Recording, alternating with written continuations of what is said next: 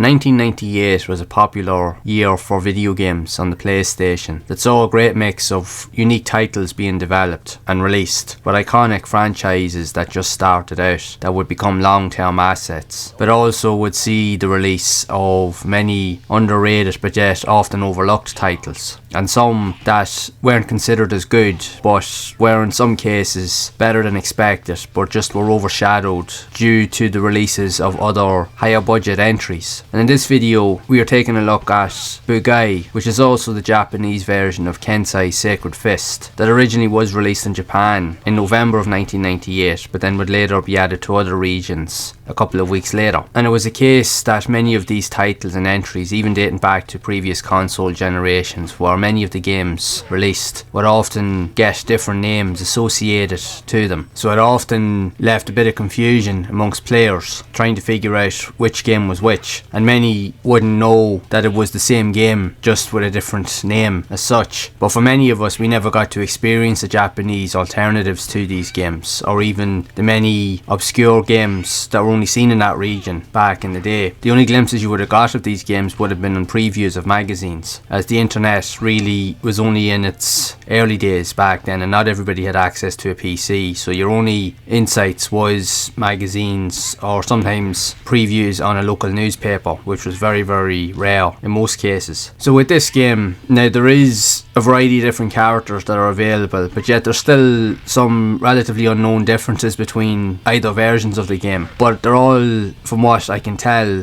they're all very similar. Obviously there's the language barrier with the Japanese version, but primarily the game for the most part is very easy to pick up and play, where you gain access to a number of different characters, each with their own unique fighting styles, moves and capabilities, but you also can unlock a number of other characters later on in the game as you progress. However, the game itself, even though graphically it's very impressive and looked well for its time, it wasn't well received by critics in the magazines, considering the game to be very mediocre and lackluster compared to other fighting titles of the time, especially when you consider we had the likes of the Tekken series, and Tekken 3 had been just released in 1998, so that pretty much set the standard for everything that was to come after it. So the thing is, everybody was playing Tekken 3 at that time, or if not, they were playing Tekken 2 or they were playing some other very good alternative, which there was a number of them on the PlayStation. So any other games coming out, while they did attempt to fit into that category, they would always nearly be overshadowed, not intentionally, but just unfortunately it was just the way the trend was at the time. And you can still see that happening with games of today, where there are some really good games and games that do have some really good features but yet wouldn't have the same qualities as more mainstream titles, but they're often overlooked due to the success or the popularity of heavy hitters. So regardless of the generation,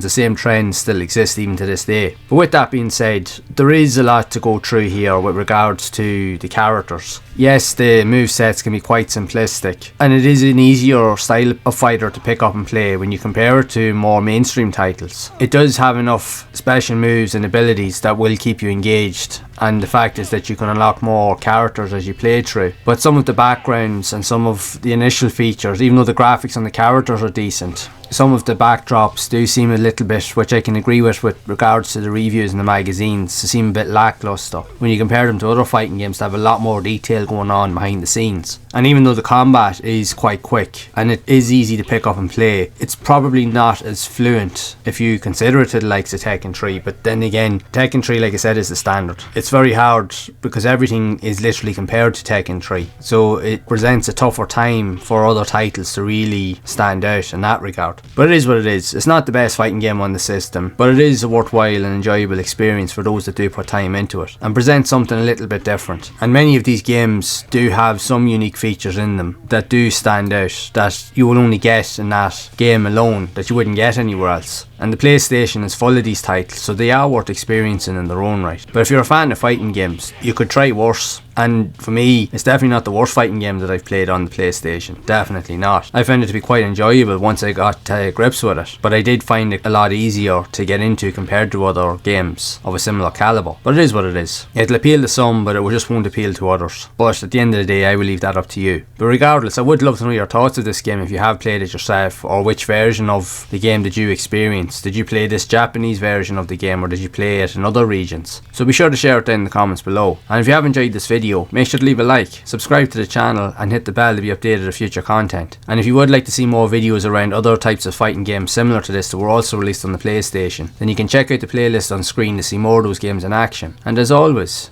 keep those gaming memories alive.